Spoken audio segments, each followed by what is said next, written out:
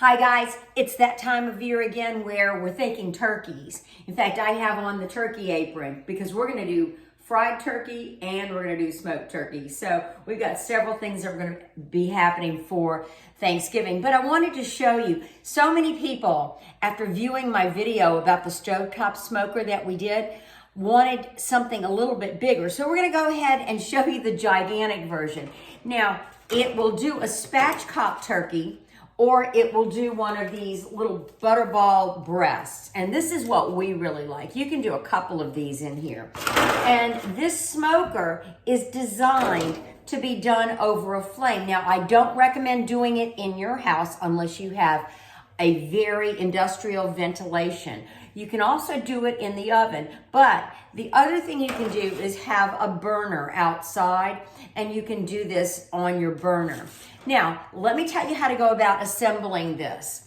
I probably would do a spatchcock turkey in here. A spatchcock turkey is one that's splayed open, and you can find that on the internet. And I'll have to tell you about that in another video. I did one last year. But what I want to do is start off with these small chips. And you can see they're small, they're not giant pieces of wood. And so you would soak these. And they come in different flavors, basically. This is cherry. We've got mesquite, hickory, and cherry, and several others. And we smoke with a mixture of these. We like to use cherry for steaks. You can do steaks in here too. You can do a lot of things in here. But we like to mix up our chips. So the first thing we would do is soak these. And then we would put a layer on the bottom like this, just like this. These are the larger pans. You can get these at Sam's. You can also get them at your local H-E-B or your Kroger or whatever. So you're gonna wanna get enough of these in here. And then I have a cookie rack. So it's a cooling rack. So I'm gonna put that right in here. You can go to Goodwill and find these old racks like this. They have them all stacked up. And I mean, most of the time people throw them away, not the good cookie racks, but a lot of people throw them away. So I'm gonna put this in the bottom. Let me show you what it looks like. So it's elevated above the wood, and that's how you want it. So my wood would be soaked, and now I've got the first rack. I can put a little coating if you want to protect the rack. You can put a little coating of foil and punch holes in it, but I'm not going to do that today. So the next thing I'm going to do is take a secondary rack. And I got this one out of my little Cuisinart. I'm going to have to make sure I put it back in. But it fits perfectly in this. So can you see that? Right there. And then I'm going to take a couple of these small pans. Now, I can put some broth in it, I can put some wine in it, I can put some lemon juice, whatever flavors, or just water if you want. But I'm gonna put some on each side. If I'm gonna do a splayed out turkey, I'm going to want to use a larger rack. So that would be something like this. Anything that's got holes in it will do. So as long as it's elevated above this. So I can put that right there and balance it, or however I'm gonna do it, but put it right in there, and then I would have room, and you don't have to put the water or the broth on the side.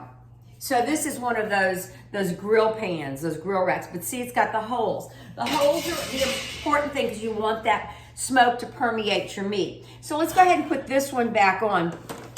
Now, the problem with the Cameron stovetop smoker or the smoker that I did before was it was so low. And so you could not fit anything larger than probably a piece of fish or a couple small pieces of chicken, because when the top slid it over it, it would not budge. So we had issues with the Cameron stovetop smoker, and this will remedy that. When I went to cooking school, we learned how to do this. Very simple. As I said, if you're gonna do this in the house, you must have not a cheap ventilation system. You must have a ventilation system where you can get rid of the smoke. Otherwise, your smoke alarms will go off. Now, I know several people that have done this in the oven, and it has worked, but you still get some smoke. So let's go go from here. So you've got this rack here. You've got these that are optional on each side. Your meat is seasoned and ready to roll now. This is just to show you. We put the meat directly on here.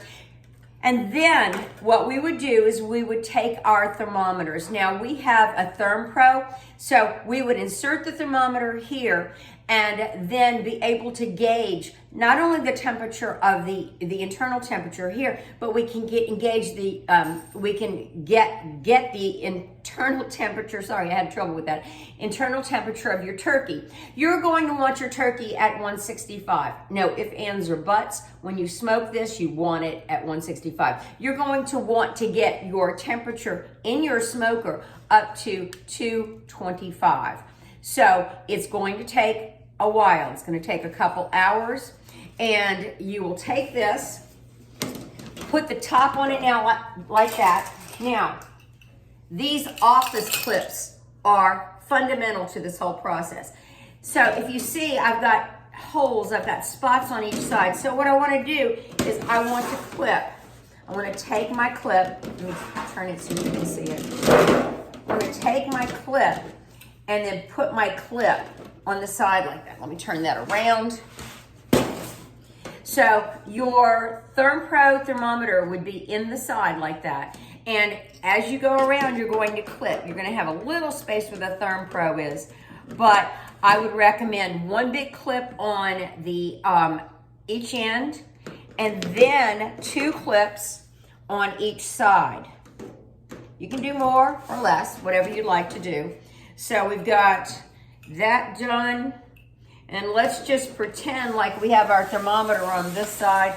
We would come in right around the thermometer with our clips. All right, so basically we are good to go. Now you would put it on, so this one is large. You would probably need 2 flames at the bottom. You want to get your internal temperature, which your TermPro thermometer is going to do for you. You get your internal temperature to 220. So you can regulate it by using, of course, the knobs. Your knobs on your little oven, your little stove, or in your oven, you would do the same thing, and you'd set it on 225. It will take several hours, so you need to make sure you do this ahead of time. I would suggest running a practice, but anyway, this is how you do it. It's simple, it's easy, and give it a try. Practice before Thanksgiving. You've got a week, so give it a try, and happy Thanksgiving. One other thing, don't open it. Make sure you read your thermometer.